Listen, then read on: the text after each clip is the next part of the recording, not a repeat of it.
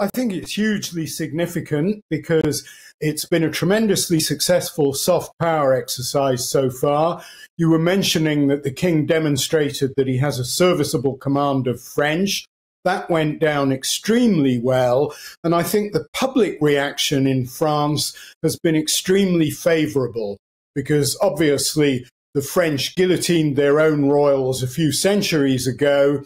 But nevertheless, the British royal family has a very large number of admirers and fans in France. For example, French news channels followed the news of the Queen's death and her funeral in almost as much detail as the British ones did.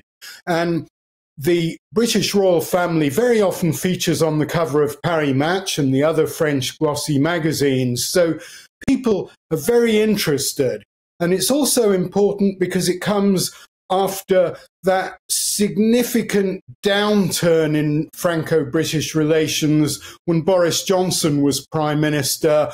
There was all the bickering over fishing quotas, sausages, the Northern Ireland Protocol.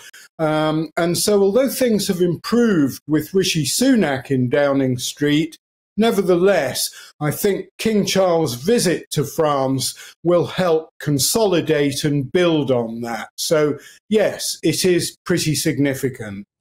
Yes, significant, David. And as you say, a successful soft power exercise. I mean, have you been surprised by the warmth of the French towards King Charles and Queen Camilla? Because it's been quite astounding watching it here from Britain and the crowds that have turned out in the rain in Paris and now in Bordeaux. We saw them just behind our royal correspondent there, Cameron Walker. I mean, people are truly fascinated. They want to meet and chat with the King.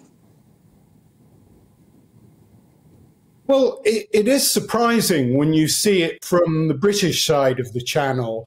But I think living in France, you do realise how popular the royal family are in France. And I think it's partly, there's a strong element of celebrity. The British royals are seen as sort of international super celebs, if you like. But also, they provide a sense of continuity, which obviously is true for many people in Britain, but also, rather surprisingly, I think, for Britons, the French seem to share that. We live in a world that's changing very quickly, so it's reassuring to see the embodiment of an institution that has remained constant. And I think some people are simply curious, but the British royals do have a huge fan base in France.